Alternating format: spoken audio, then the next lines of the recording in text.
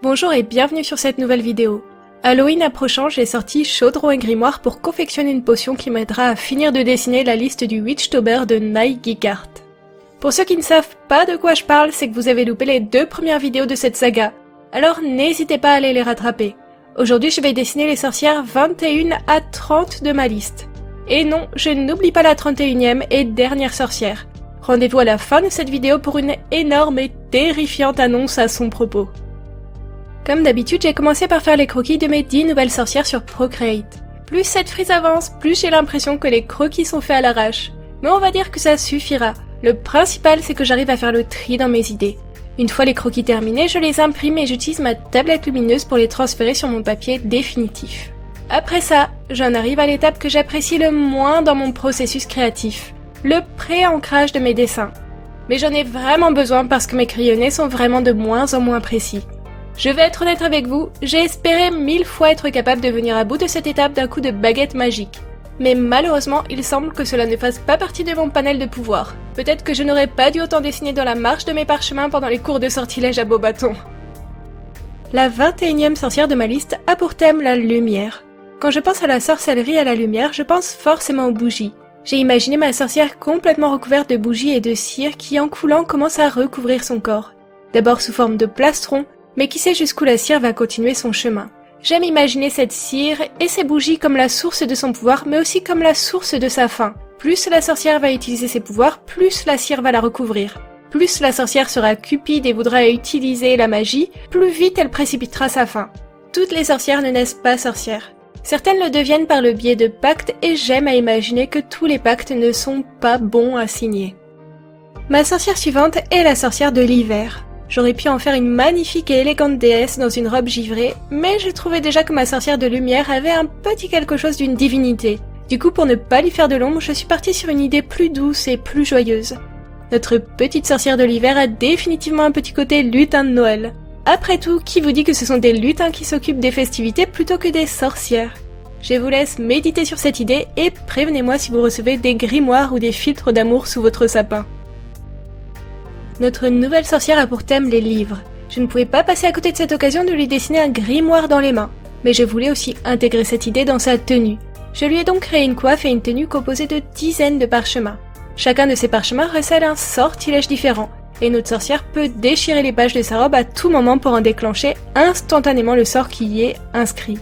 Ça a un petit côté pratique si l'on imagine que certains sorts sont compliqués et nécessitent du temps pour les réaliser à la perfection. Une telle robe permettrait donc à notre sorcière de pratiquer sa magie beaucoup plus rapidement que n'importe quelle autre. J'espère que vous n'en avez pas encore assez de mes histoires de sorcières, car notre personnage suivant a pour thème les potions. Et je lui ai donné un tout petit quelque chose de steampunk dans sa tenue. Parce que, je ne sais pas, dès que je pense potion, je pense alchimie. Et quand je pense alchimie, je pense steampunk. Et voilà, le résultat est là. D'ailleurs, vous aurez sûrement remarqué que pour l'instant, je ne corrige pas immédiatement les bavries de mes feutres à alcool.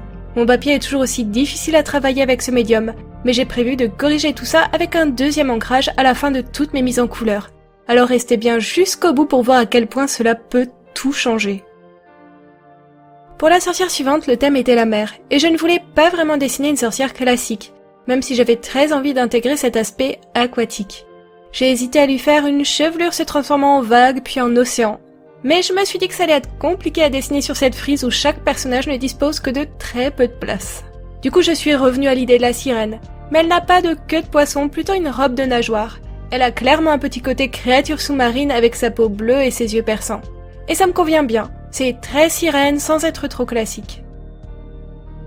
Il nous reste encore 5 sorcières à dessiner, mais il est temps de faire une pause auto-promo.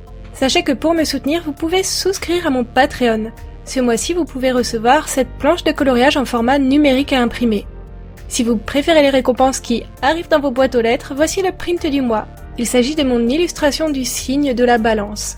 Avec ce print, vous aurez aussi un sticker. Ce mois-ci, c'est ma petite minuit que vous pourrez coller dans vos sketchbooks. Et dernièrement, j'ai fait quelques tests de stickers holographiques. Il n'y en a que 4 qui sont sortis sans trop de défauts. Alors je vais les glisser au hasard dans certaines des enveloppes de mes Patreons. Je vous rappelle que Patreon fonctionne sur un système d'abonnement mensuel, mais vous pouvez le stopper à n'importe quel moment hyper facilement. Donc vous pouvez tout à fait ne participer qu'à un seul mois si vous le souhaitez. Pour 1 €, vous m'apportez un petit coup de pouce en échange d'un grand merci. Pour 5 €, vous recevez une planche de coloriage. Pour 12 €, vous recevez le print et le sticker du mois. Et pour 15 €, vous recevez le print, le sticker et la planche de coloriage. Je vous ai mis le lien de mon Patreon en description de cette vidéo. Mais sachez que vous pouvez aussi me soutenir en vous abonnant à ma chaîne Twitch. Il y a plusieurs niveaux d'abonnement. Mais si vous avez Amazon Prime, vous pouvez vous abonner en Prime. C'est gratuit pour vous, mais ça me soutient quand même financièrement. Un autre moyen sympa de me soutenir, c'est de commander quelque chose sur ma boutique en ligne. Je ne touche qu'un petit pourcentage sur les ventes, mais c'est toujours sympa et ça vous permet d'obtenir des magnettes, des tote bags et plein d'autres goodies. J'ai également un album en ligne sur lequel je vous présente mes dessins originaux qui sont en vente. Le lien est aussi en description de cette vidéo. Alors si vous voulez obtenir un dessin original plutôt qu'un print, c'est tout à fait possible. Pour me soutenir sur YouTube, c'est gratuit. Il suffit de regarder mes pubs, liker mes vidéos, vous abonner et laisser un commentaire. On ne pense pas tout le temps à le faire, mais personnellement ça m'aide énormément au quotidien. Une dernière chose, en description de mes vidéos, vous trouverez aussi un lien vers ma page Amazon. J'y présente le matériel que j'utilise le plus. Et si vous achetez un des produits via ce lien ou n'importe quel autre via la barre de recherche, je reçois une petite contrepartie financière également. Désolée pour cette longue pause auto-promo, mais c'est grâce à vous et à votre soutien que je pourrai poursuivre mon rêve de vivre de cette chaîne YouTube. Maintenant, revenons-en à nos sorcières, avec la sorcière sur le thème du masque. J'ai bien évidemment choisi d'illustrer le masque de mort, la Santa Muerte, qui est une inspiration assez récurrente dans mon travail. Si vous ne connaissez pas, je vous invite à faire des recherches sur la fête des morts. C'est vraiment quelque chose que j'aimerais voir au moins une fois dans ma vie. Je garde ce projet de voyage au Mexique dans un coin de ma tête. En attendant, si vous n'êtes pas trop recherche ou voyage, vous pouvez aussi regarder le film d'animation Coco de Pixar qui prend place dans cet univers. Ma sorcière suivante devait être vieille, et je crois que c'est la première fois que je dessine une personne âgée. Je suis allée un peu dans le cliché, j'avoue, mais mes sorcières font 17 cm de haut, alors il est assez difficile d'être subtil. Si je m'étais contentée de voir lui dessiner quelques jolies rides, j'aurais vite fait plein de pâtés sur mon visage. Par contre, je n'ai pas voulu abuser en partant dans le cliché de la vieille sorcière au nez crochu. J'ai préféré faire une gentille mamie avec ses petits sachets d'herbe et son pendule magique. La sorcière suivante est inspirée par la lavande. Elle est douce, joyeuse et pastel, tout à fait l'opposé de ce que j'aime d'habitude. Mais bon, elle est inspirée d'une jolie fleur, je me voyais mal partir dans une autre direction. Par contre, la lavande est une fleur très odorante. Son parfum est extrêmement fort, et peut-être que malgré l'aspect doux de notre sorcière, il faudrait s'en méfier. Qui sait, peut-être que si son parfum vous arrive aux narines, vous serez instantanément envoûté. Et on m'a dit que de mauvaises intentions peuvent parfois se cacher sous de jolis minois. Le thème suivant est fanart. J'ai pas mal hésité avant de décider de dessiner Mélusine. Pour ceux qui ne connaissent pas, c'est une héroïne de bande dessinée. Une jolie et talentueuse sorcière logée en Transylvanie dans un gigantesque château. On y suit ses péripéties avec les occupants des lieux, comme des fantômes et des vampires, mais aussi son apprentissage à l'école de magie, ses aventures avec ses camarades de classe et sa quête du preux chevalier. Franchement, j'adorais lire cette BD quand j'étais plus jeune, et dernièrement j'ai envie de toutes me les racheter. Dites-moi en commentaire si vous aussi vous avez déjà lu cette bande dessinée. La 30e sorcière a pour thème l'autoportrait, et mon mari a eu l'indélicatesse de me dire que je l'ai dessinée beaucoup trop belle gosse, ça fait toujours plaisir. J'ai essayé de me dessiner dans une tenue que j'aimerais porter, et plutôt qu'un chapeau de sorcière, je me suis dessiné une coiffure enchantée, très inspirée de certaines coiffures que je me suis déjà faites à l'occasion de certains shootings. Parce que oui, la photo est une de mes autres passions, et l'intro de cette vidéo en est un, qui a eu lieu dans le studio de mon ami PDO Photographie. J'ai tout filmé et ça fait des mois que j'attends de pouvoir la monter. N'hésitez pas à me dire si une vidéo shooting vous plairait. Maintenant que mes 10 mises en couleur sont terminées, je vais corriger tous les petits défauts grâce à un nouvel ancrage. J'ai hâte de vous montrer le résultat, mais on en arrive surtout à la grosse annonce.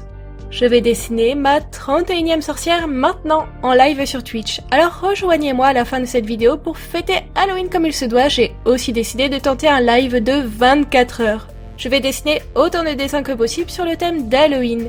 Et si vous êtes nombreux à venir me voir et à vous assurer que je ne suis pas morte de fatigue sur mon bureau, j'espère que votre présence et votre soutien m'aideront à tenir le coup. Alors profitez bien du résultat de ces 10 nouvelles sorcières. Likez cette vidéo, commentez-la en me donnant votre avis. Et surtout, rendez-vous maintenant sur Twitch. À tout de suite!